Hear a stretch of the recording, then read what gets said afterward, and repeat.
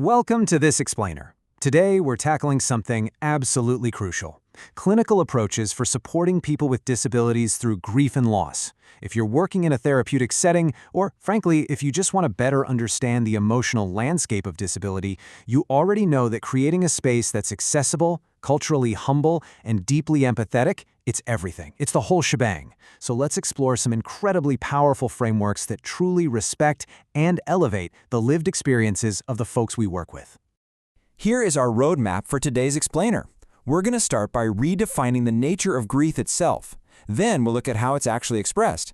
After that, we're diving into two highly effective clinical toolkits: motivational interviewing and solution-focused brief therapy. Finally, we'll wrap up with how to empower through counseling. All right, let's get right into it. Section 1, the nature of grief. Right out of the gate, we've got to challenge some deeply ingrained ideas. You know how we usually picture grief, right? Like a straight line. A predictable process with clear stages that neatly wraps up with some sort of final resolution. Well, for people with disabilities, that traditional view just doesn't fit the reality. The truth? Grief is often ongoing. It's cyclical, it's totally nonlinear, and it's all about repeated adjustments across an entire lifespan. A client might be grieving a change in their physical functioning today, maybe a loss of independence next year, or honestly, just the daily, grinding weight of social stigma. It's not a one-and-done deal. It's a continuous, evolving process of adaptation. And because it's cyclical, this grief can pop up again and again. But when does that usually happen? Most often, it hits during major life transitions. Think about graduating from school, entering adulthood, sudden changes in health, relationship shifts, or losing trusted support systems. Any one of these transitions can trigger that grief all over again. So as counselors, we really shouldn't be sitting there waiting for our clients to just move on from disability-related grief. That's not the goal. Instead, our role is to support their ongoing adaptation, help them process those emotions, and build long-term resilience. Moving on to Section 2, expressing grief and emotion.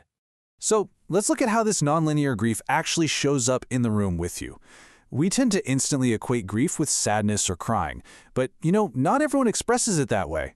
Grief might show up as sudden withdrawal, intense irritability, completely unexpected behavioral changes, or even physical, somatic symptoms. And we have to keep in mind that clients might have a really hard time identifying or expressing these emotions verbally. For some people with disabilities, whether it's due to communication barriers, cognitive differences, trauma histories, or just past experiences where their feelings were completely invalidated, traditional emotional expression can be incredibly difficult. Which brings us to a foundational rule of our practice. Our goal is never, ever to force a specific emotional response. We aren't there to squeeze tears out of anybody.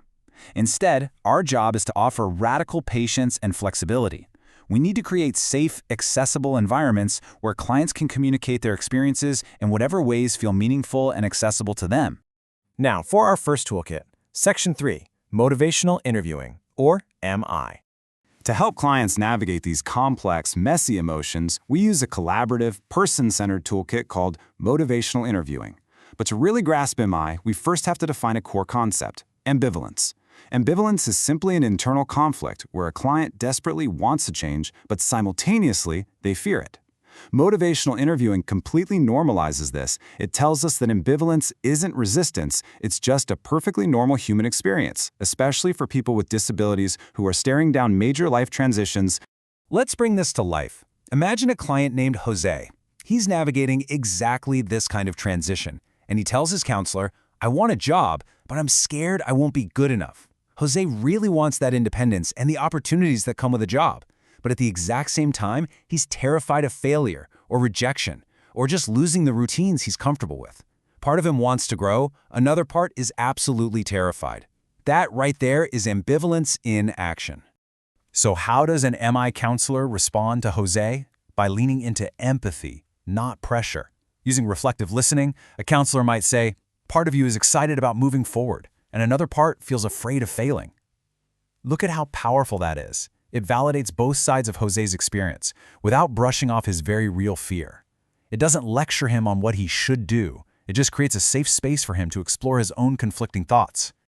To pull this off, MI practitioners rely on a set of core skills. We call it the OARS framework: open-ended questions, affirmations, reflective listening, and summarizing.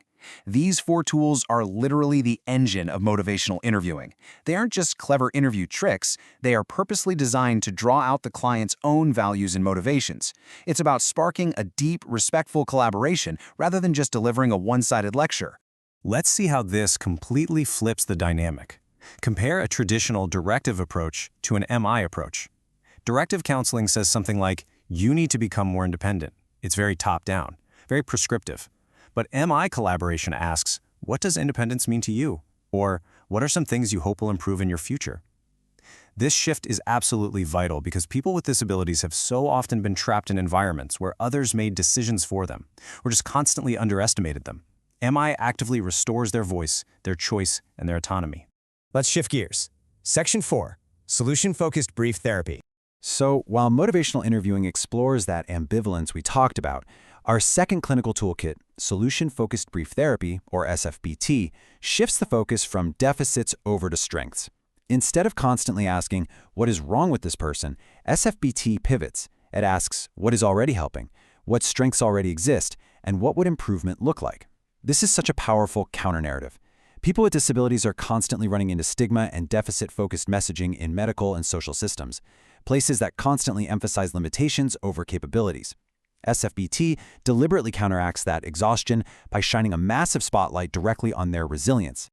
One of the most critical techniques in SFBT is identifying what we call exceptions. Exceptions are simply those little moments when the problem feels just a bit less intense or maybe a little more manageable. By hunting for these exceptions, counselors can help clients recognize that they actually already possess coping skills and resilience, even if they really can't feel it in their darkest moments. In practice, hunting for an exception might look like this. You could ask your client, can you think of a time when your grief felt even slightly easier to manage? Or maybe, what helps you feel most confident or supported? Asking these types of questions proves to the client that their grief isn't just this unbroken, impenetrable brick wall. There are cracks of light in there, and they already hold the tools to widen those cracks. Another famous SFBT technique is the miracle question. You look at the client and ask, imagine you wake up tomorrow and things feel a little better. What would you notice first? It's this great imaginative exercise that helps clients vividly visualize hope and forward movement when they just feel totally stuck. Now, it's important to note, SFBT isn't about toxic positivity. We aren't ignoring the very real pain or grief here. We're simply reminding clients that even inside incredibly difficult experiences, their personal strengths and their meaningful relationships absolutely still exist. Which brings us to our final section, Section 5, Empowering Through Counseling. When we bring both of these toolkits together, what is our ultimate goal? Well, the core takeaway here is that there is absolutely no single correct way to grieve. For people with disabilities, grief is densely, deeply layered. It's intrinsically connected to their identity, to systemic issues of accessibility, to their relationships, and to their daily social experiences. It's a complex tapestry, folks, not just some simple checklist of stages to check off. Ultimately, frameworks like motivational interviewing and solution-focused brief therapy remind us what our job actually is. True counseling. It isn't about controlling clients or forcing change upon them. No way. It's about listening, validating their reality, supporting their autonomy, identifying their existing strengths, and helping them navigate their unique grief with dignity and hope. It's about creating an empowering, truly collaborative environment from the ground up. I want to leave you with this final thought to reflect on.